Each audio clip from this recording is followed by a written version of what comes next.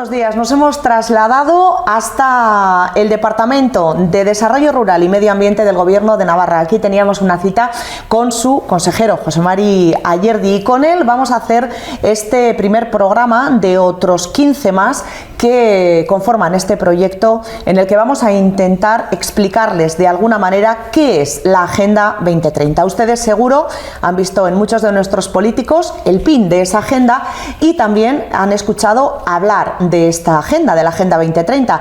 Objetivos 17 marcados por una agenda que pretende ni más ni menos que llegar al año 2030 habiendo cumplido todos ellos. Misión imposible, todos tenemos que poner un poquito de nuestra parte para intentar, cuando menos, conseguirlo o acercarnos lo máximo posible. Y queríamos empezar hoy en el Departamento de Desarrollo Rural y Medio Ambiente porque la mayoría de ellos, casi me atrevo a decir que de una u otra forma todos estos objetivos que conforman la Agenda 2030 tienen mucho que ver con este departamento. José Mari Ayerdi, consejero, buenos días, Egunon. Hola, buenos días, Egunon. Bueno, no sé si estás de acuerdo o no, con que casi todos están de alguna manera relacionados con el medio ambiente, ¿no?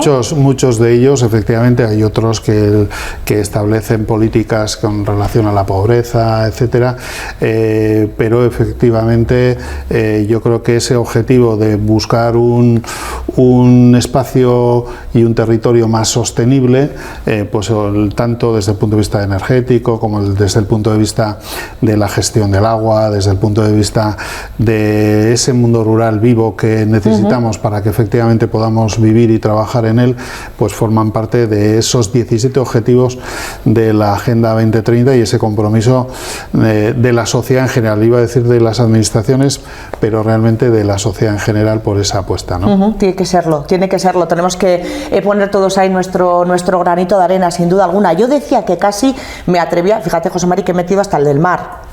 Aquí metemos todo se andará, efectivamente. Decía yo que tenía bastante relación todos los objetivos por esa ley de desarrollo rural en la que estáis trabajando desde el departamento, que a mí me parece muy interesante. No podemos tener un campo vivo si no tenemos los pueblos en los que se desarrolla ese campo vivo. Me decías, este es un poquito, o es la filosofía, ¿no?, de esta nueva ley de desarrollo rural. Efectivamente, las reuniones que hemos venido manteniendo estas semanas atrás y estos próximos días también con las organizaciones agrarias, con los representantes de la plataforma que se están movilizando por todas las carreteras de nuestra comunidad, defendíamos que dar respuesta a los problemas, a las causas que tiene la situación del sector primario, pasa necesariamente por hacer una política transversal para el conjunto del mundo rural, para las distintas actividades que hay en el mundo rural, para dotar de equipamientos y servicios a ese mundo rural, porque eso va a permitir esa incorporación de nuevas personas al sector agrario también.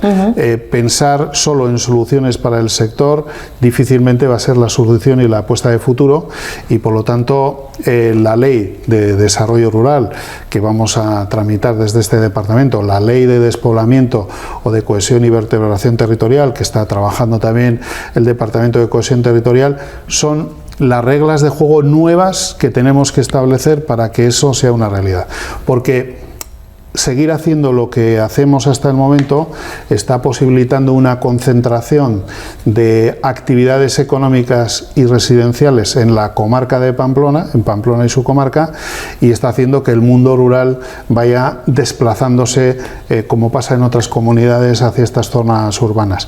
Tenemos que cambiar las reglas de juego, hacer políticas muy activas que efectivamente trabajen unos objetivos diferentes, y es que podamos vivir y trabajar en el medio rural. Y por lo tanto esto tiene que ser un elemento clave en esta ley. Y en esta legislatura también, que prácticamente acabamos de empezar, ¿no? Ya tenemos ahí la columna vertebral de lo que va a ser la misma, por lo que nos dices, ¿no? Sí, esta es una ley que nosotros prácticamente el borrador, la primera propuesta para que efectivamente el conjunto de agentes sociales, tanto organizaciones agrarias como agentes de grupos de acción local, ayuntamientos, colectivos que viven en el mundo rural, autónomos, etcétera, puedan empezar a hacer sus aportaciones y veamos si efectivamente las medidas que se plantean ahí pues son la solución. Lo que no podemos hacer es mirar hacia otro lado o seguir pensando que con las mismas medidas que tenemos en este momento vamos a conseguir revertir la situación, ¿no? Y la Agenda 2030, una de las cosas que te pide es efectivamente buscar esa sostenibilidad del mundo rural y hacerlo efectivamente sostenible y atractivo. Yo creo que son dos cuestiones que están perfectamente alineadas. No significa hacer cualquier cosa en el campo, en el mundo rural, sino efectivamente el acercarlo a las políticas de sostenibilidad nos va a permitir efectivamente buscar esa diferenciación con otros territorios que nos permitan significar nuestras producciones agrícolas, ganaderas y ese mundo o ese espacio efectivamente muy atractivo para vivir. Lo vivimos en la COVID, ¿no? Cuando efectivamente pues comparamos la respuesta a ese momento en zonas rurales o en zonas urbanas y vimos que efectivamente para los que hemos vivido siempre y seguimos viviendo en el mundo rural no nos tenían que convencer de ello, pero para mucha gente que se había trasladado a las zonas urbanas efectivamente vieron de qué manera respondían de una forma mucho más segura, más atractiva. Y volvieron muchos de ellos a las zonas rurales, ¿no? Lo que pasa es que a veces se nos escapa, es decir, perdemos la perspectiva pronto, ¿no? Tenemos poca memoria en general. Poca memoria. Entonces, bueno, yo creo que hay que ayudar en ese sentido y además de las políticas que hagan efectivamente esa atractividad del territorio, también tenemos que saber comunicar, ¿no? Muchas veces se dice que producimos los mejores productos y sin embargo otros países con producciones en otros campos, ¿no? Peores, etcétera, los venden mejor. Yo creo que también tiene que haber un esfuerzo de comunicación hacia el resto de Navarra para efectivamente hacerles pensar que Peralta, que Lodosa, que Lecumberri, que Aoiz, que el Pirineo son unos buenos territorios efectivamente para vivir, no solamente para ir el fin de semana y ver la postal, porque esa postal no existirá si no hay gente que viva, que desarrolle su actividad en el territorio. Lo va a hacer, lo está haciendo y lo ha hecho toda la vida de una manera sostenible y tenemos que apostar por ese camino. Fíjate, consejero, que se ha hablado mucho en los últimos años de despoblación y de digitalización. De hecho, muchísimas de las ayudas que han venido de Europa han ido dirigidas precisamente a esos dos campos. Claro, si nos quedamos en luchar contra la despoblación, que está muy bien, y en digitalizar, que está muy bien, tampoco hacemos mucho. Por lo que entiendo, hay que seguir haciendo estas dos cosas, pero hay que ver esto con una perspectiva muchísimo más global, ¿no? Sí, claro, digitalizar está muy bien, pero efectivamente tenemos que contar con infraestructuras que nos permitan efectivamente que la gente pueda ir a ese territorio y desarrollar su actividad porque tiene una conexión de alta velocidad, etcétera, y puede desarrollar su actividad profesional, autónoma o empresarial en ese territorio.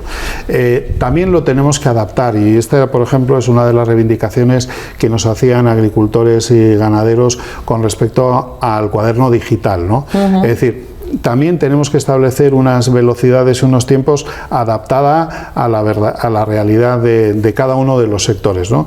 De los 11.000, 12.000 agricultores y ganaderos que reciben ayudas de la PAC, hay que tener en cuenta que la media de edad de esa población está en 63,9 años.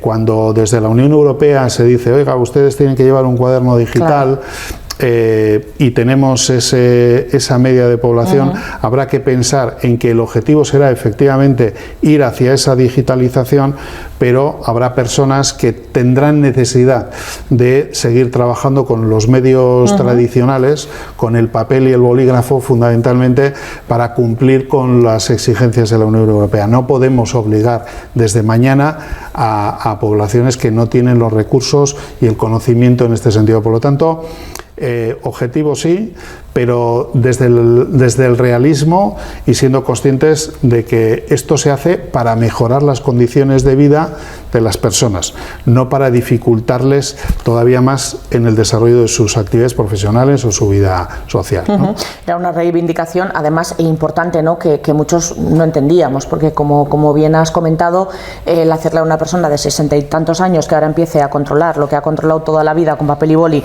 de una forma digital es mucho pedir, es mucho pedir. Pero yo creo que en España y en otros países que también tendrán el mismo problema. Lo que pasa, claro, muchas veces desde Europa, con todos nuestros respetos, que estuvimos allí y nos trataron muy bien y vimos que trabajan mucho y muy duro, pero a lo mejor también en según qué medidas les falta un poquito pisar calle, ¿no? Sí, muchas veces yo creo que esa reivindicación, ¿no?, de flexibilización, muchas veces las decisiones tomadas en una...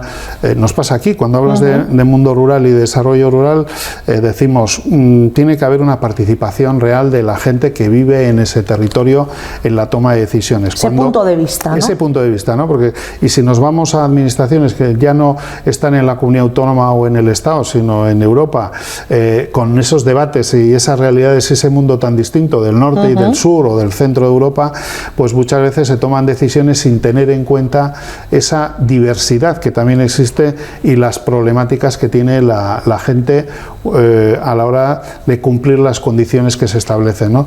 Y por eso hablamos de esa necesidad de romper con la excesiva burocracia, buscar modelos más flexibles que tengan en cuenta esa diversidad. Yo creo que son elementos que están en el debate hoy, pero que deben estar en las diferentes políticas también, ¿no? Y que tenemos que tener en cuenta si queremos hacer ese mundo mejor, que es lo que pretende de alguna manera ese objetivo del 2030, ¿no? Bueno, pues esto en cuanto a esa ley de desarrollo rural, que más o menos, las cosas de Palacio siempre decimos van despacio, consejero, más o menos ¿para cuándo calculáis que puede entrar en vigor? Bueno, nosotros hemos aprobado la orden foral de inicio del procedimiento y se ha publicado ya. Ahora se abre un periodo de 3 semanas para que todavía sin un texto a trabajar, pues se hagan las aportaciones de cuáles deberían ser las orientaciones, el camino que debería seguir, y una vez pasado ese tiempo, recogidas las aportaciones, iniciaremos ya el proceso de contacto interno dentro del gobierno y fuera del gobierno, pues con los agentes sociales, y a partir de ahí pues la búsqueda de los consensos políticos suficientes para que pueda ser aprobada. De todas formas, es una ley que pensamos que tiene que tener el mayor consenso posible, porque hacer políticas que efectivamente busquen ese mundo rural vivo no sirven políticas de corto plazo. Y por lo tanto, si pensamos que deben ser unas medidas que se tengan que sostener en el tiempo, pues tenemos que ser capaces que tenga el mayor consenso posible, y por eso yo espero que a finales de este año podamos estar debatiendo y aprobando la ley en el Parlamento.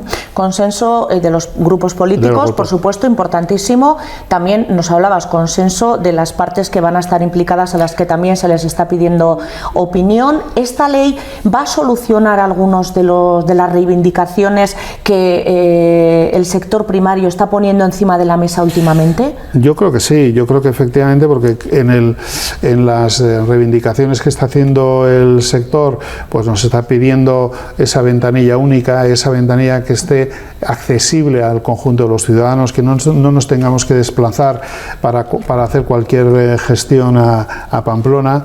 Va a plantear esa discriminación positiva de las actividades que se desarrollan en el mundo rural, tanto en todas esas actividades, también en el sector primario.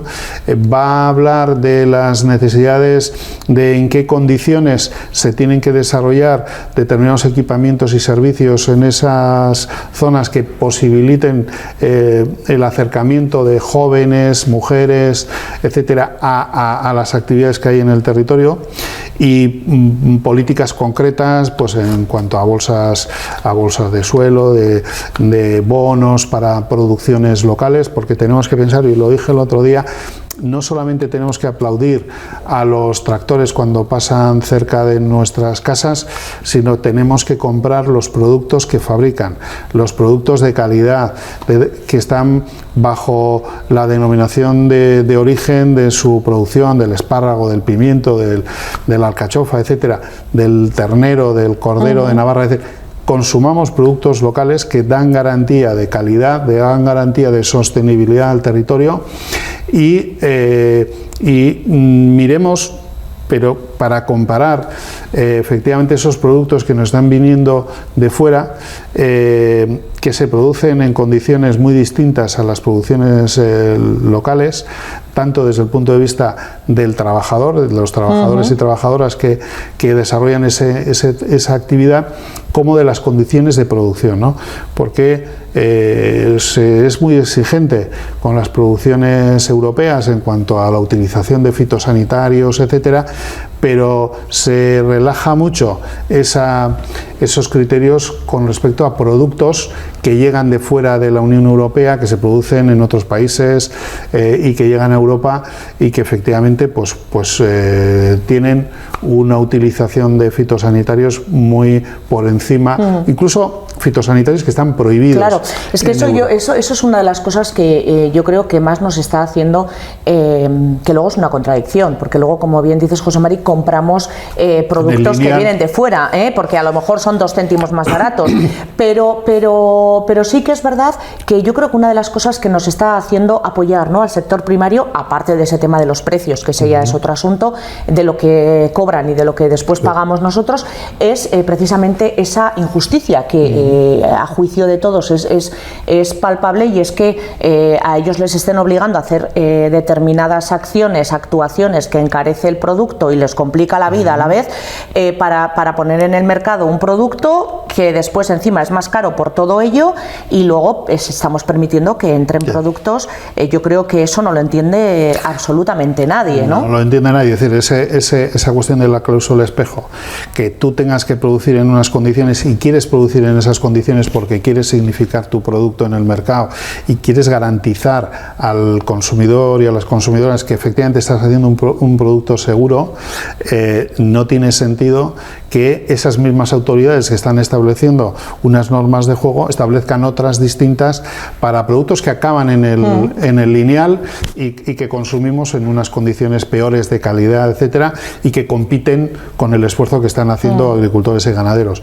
Y luego la otra cuestión, yo creo que fundamental también en el sector, que también de eso hablamos en la ley, la cadena alimentaria, ¿no?, que efectivamente en ese proceso que hay de productor a consumidor, con la intervención de un número importante de intervinientes, en todos esos pasos el producto que se vende a la siguiente parte de la cadena, pues efectivamente se venda con beneficios, no con pérdidas, que no estemos haciendo que una parte de ese eslabón de la cadena esté pagando los platos rotos del beneficio de otros. Y no nos tenemos que quedar solamente en asegurar que los eslabones obtengan el precio por encima de sus costes, sino tenemos que analizar también cómo se reparte la plusvalía que lógicamente hay en ese proceso, que no se la quede exclusivamente una parte de la cadena, la final o la que sea, sino que se reparta un poco en el conjunto de... ¿Y ahí el Gobierno de Navarra puede hacer algo? Porque bueno, claro, aquí jugamos también con leyes suprarregionales, digamos, como son las nacionales y las europeas, ¿no? Claro, ahí por ejemplo en la ley de la cadena, yo lo comenté en la última reunión que tuvimos con el ministro Planas y en las reuniones que hemos mantenido estos días con el sector, de nada sirve, esta es una ley estatal que establece un marco y nos deja a las comunidades autónomas pues una vigilancia y un seguimiento. Nosotros para el año 2024 vamos a multiplicar por 4 el número de inspecciones que se van a realizar, etcétera, pero tenemos que trabajar juntos en el conjunto del Estado, porque si no, si somos muy exigentes en Navarra y efectivamente no lo son en otras comunidades del Estado, lo que podemos hacer es penalizar a nuestros productores, porque esa gran cadena va a decir: decir, si yo compro producto de Navarra, tengo una administración que es muy exigente, que vigila, que sigue, que penaliza, que sanciona. Bueno, pues voy a dejar de comprar la alcachofa de Tudela y voy a comprar en Murcia, porque los murcianos son menos exigentes y tengo menos problemas. Por lo tanto, hay cuestiones que se tienen que plantear en el conjunto del Estado, en una estrategia compartida entre comunidades autónomas y ministerio, para que efectivamente funcione, pero funcione bien. Y café para todos. Y café para todos. Que si no, como decimos, siempre salimos perdiendo. Me viene muy bien este tema porque estamos hablando de producto navarro. El otro día, al hilo de todas estas quejas también de nuestros agricultores, del sector primario en general, me decía un agricultor, Jaione, cuando vayas a comprar, mira la etiqueta. Es cierto que muchos de los productos que compramos tienen etiqueta y si nos detenemos sabemos perfectamente lo que estamos comprando.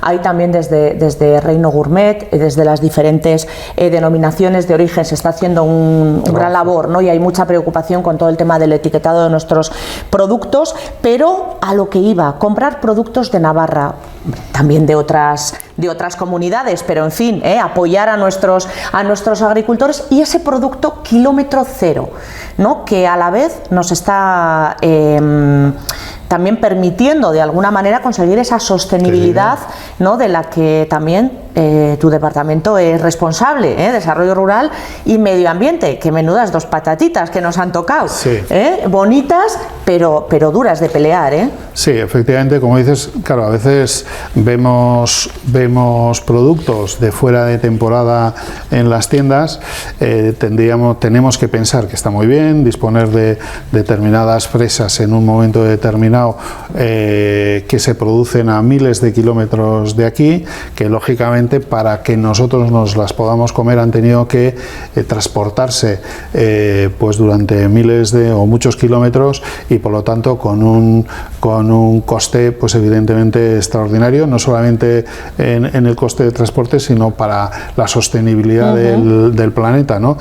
Teniendo en cuenta que efectivamente la lucha contra el cambio climático es una fundamental de las estrategias de este departamento, el consumo de producto kilómetro cero, ese producto de temporada, ese producto que está ligado a las costumbres y a la manera de producir de nuestra tierra, que se comercializa a través de esa marca Reino Gourmet, que agrupa a un número importante de denominaciones de origen y de indicaciones geográficas protegidas de producto. Somos una de las comunidades que más producto con marca protegida tenemos en el conjunto del Estado. Por lo tanto, trabajar ese producto en la temporada, acercar ese producto a nuestros consumidores, es hacer una apuesta también por el clima, ¿no? Y decíamos al comienzo, nosotros hemos trabajado en un proyecto Life Nadapta durante unos cuantos años, todavía está en la fase final de ese proyecto, y lo que analiza es lo que va a ser Navarra desde el punto de vista climático, desde el punto de vista de la situación de sus bosques, de los cultivos, de la cantidad de agua que vamos a disponer efectivamente para el acceso de ese agua a los cultivos en la tierra, pero también al consumo de boca o al consumo industrial. ¿Cuál va a ser la fotografía de dentro de 50 años y en qué coyuntura nos vamos a encontrar para que efectivamente cuál debe ser el modelo de construcción, ahora que hemos visto estos hechos lamentables ahí en Valencia, ¿no? ¿Cuál debe ser la apuesta por la construcción? ¿Qué elementos tiene que tener? ¿Cómo tenemos que construir si nos vamos a acercar a una situación en la que la temperatura va a subir X grados y por lo tanto nos tenemos que adaptar a esas realidades, ¿no? Esa apuesta, ese conocimiento es fundamental para que las políticas sectoriales pues tengan en cuenta esa nueva realidad, ¿no?